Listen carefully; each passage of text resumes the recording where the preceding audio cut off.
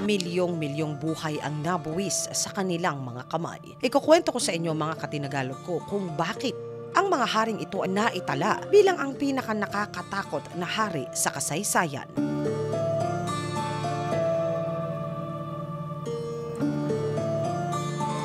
Si Vlad Tepes, nakatala sa kasaysayan ng kanyang alamat bilang ang pinakasadista na tagapagparusa.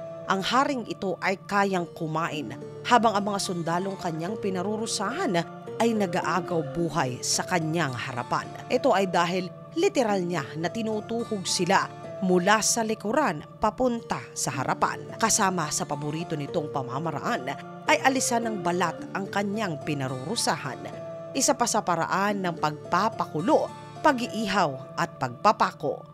Mga katinagalog ko, imagination nyo ang limit sa kayang gawin nitong si Vlad sa kanyang mga biktima. Wala itong pinipili, bata, matanda, babae man o lalaki, lahat pwedeng-pwede. Ayon sa tala ng kasaysayan, umabot sa 20,000 na mga kalabang sundalo ang kanyang literal na pinatuhog ng sabay-sabay. Ivan IV, Ivan the Terrible. Hindi nito makontrol ang kanyang init ng ulo. Nang minsan matimingan ng kanyang manugang, nayamot itong si Ivan at ito ay kanyang kausapin. Kahit nagdadalang tao pa siya, ay matindi siya nito na pinagbuhatan ng kamay. Hinambalos rin niya ang kanyang anak na tagapagmana ng trono hanggang sa bawian ito ng buhay. Ito ay nantangkain ng kanyang anak na siya ay pakalmahin nang siya ay nagagalit. Araw-araw dinadalahan ito ng 500 hanggang sa 1,000 mga sundalong kalaban at mga mamamayan na hindi sumusunod sa kanyang kautusan. Ito ay upang kanyang hatulan ng napakapait na katapusan. Ang matindi sa haring ito ay gustong-gusto niya na pinanonood ang pagpapatupad ng hatol nito sa kanya mismong harapan. Isa sa kanyang pinakapaboritong pamamaraan ay hubarin ang balat ng isang tao habang buhay na buhay pa ito. Ayon sa tala na nakangiti pa ito habang naririnig ang nakabibinging sigaw ng tinatapos niya na tao, si Adolfo. Ang taong ito ay responsable sa pagkuha ng buhay ng 6 na milyong mga Hudyo. Ang katuwiran niya, salot ito sa bagong bayan na kanyang binubuo. Kailangan na sila ay kalusin, kailangan sila ay burahin. Pinagsuot niya ito ng mga bandana na nagpapakilala sa pananampalataya nila. Sa kaisa-isa ay ipinakuha sila upang saka naman ay alipinin. Saka sila ay ipinadala sa isang silid. Doon sila ay tatapusin sa pamamagitan ng nakalalason na hangin. Dahil sa sigalot na sinimulan nitong si Adolfo, lagpas sa 38 milyong buhay ang nabuwis. Ang haring si Ferron, sa tindi ng pagiging makasarili nito, naging matigas pa sa bakal ang puso nito. Pinilit niya ang mga mamamayan na kanyang nasasakupan na siya ay sambahin bilang isang Diyos. Kung sino man ang tumanggi sa kanyang kautusan at kagustuhan ay matindi naman ang ipapataw na kaparusahan. Kilala ang haring ito sa pagiging sadista.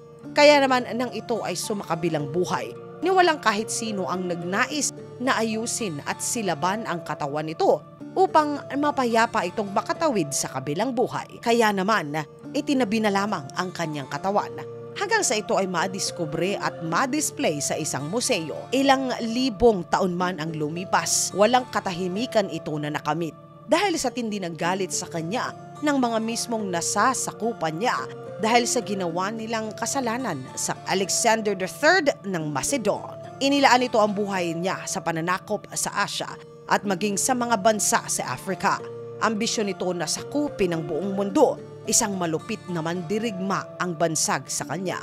Lahat ng haharang sa kanyang dinaraanan ay kanyang matindi na pinarurusahan.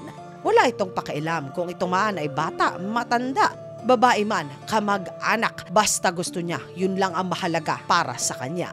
Wala itong kontrol sa kanyang galit kahit sino pa ang tatamaan ng kung ano ang mahahawakan niya. Marahil, ito ay dahil siya ay isang matindi na lasinggero.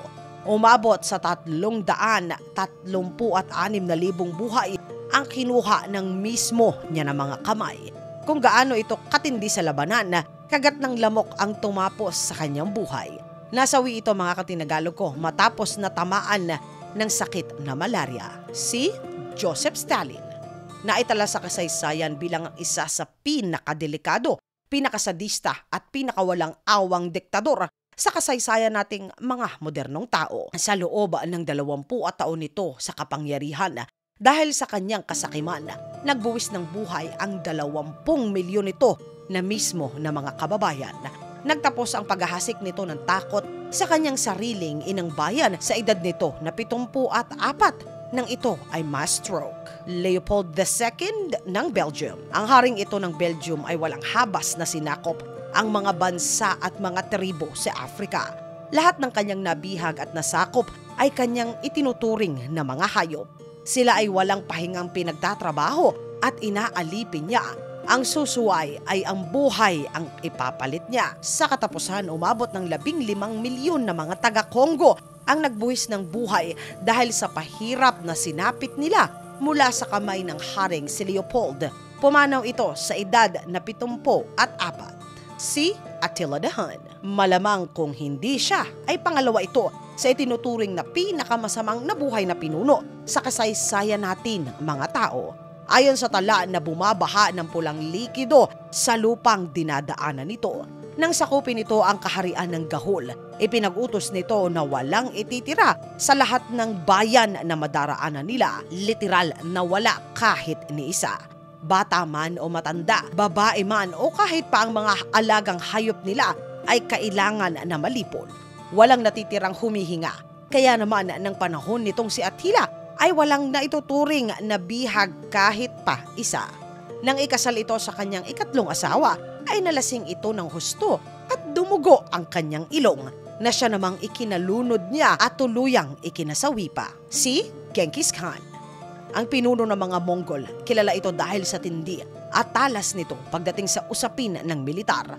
Ngunit bukod sa galing nito sa taktika ay kilala rin ito dahil sa pagkauhaw nito sa pagdanak ng alam nyo na. Sa ilalim ng kanyang pamumuno ay pinakukuha nito ang mga maliliit na mga tao sa kakukun nito mismo ang buhay nila isa-isa. Ayon sa kanya na ang mga ganitong uri ng tao ay walang karapatan na mabuhay sa mundo. Pinakukuha niya rin ang may mga kapansanan sa kaisipan dahil salot sila sa mundong kanyang ginagalawan. Sa dami ng kanyang pinatumba at milyong-milyong buhay na kinuha niya, natapos ang paghasik nito ng lagim sa kalupaan dahil sa kagat ng pulgas ng daga. Ito ay nang siya ay tamaan ng salot na ang tinatawag na Black Plague o ang Bubonic Plague. Maximilian Robespierre. Kung bago siya sa inyong pandinig, itong si Maximilian ay ang tinagurian na ang pinakatamang hinala. Dahil sa dami na rin ng kanyang mga masasama na nagawa, ni isa sa mga taong nakapaligid sa kanya ay wala siya na pinagkakatiwalaan. Sa ilalim ng kanyang pamumuno, walang halaga ang paglilitis. Kung sa tingin nitong si Maximilian ay nagtatraidor ka sa kanya, agad na ipapakaladkad ka niya upang paalisan ng ulo. Sa ilalim ng kanyang malagim na pamumuno, 5 milyong ulo ang gumulong sa lupa. Dahil nga, wala lang siya na tiwala. Mga katinagalog ko, alin po sa mga pinakamasamang pinuno sa kasaysayan sa ating listahan ang sa tingin ninyo ay ang pinakamalala para sa inyo? Isulat po ang inyong saloobin sa comment section sa ilalim upang sama-sama naman po na ito ay ating basahin. Ang may pinakamakabuluhang sagot po ay magkakamit pa rin ng 100 Gcash load. Mga katinagalog ko, maraming salamat po sa pagsama ninyo sa segment natin sa araw na ito.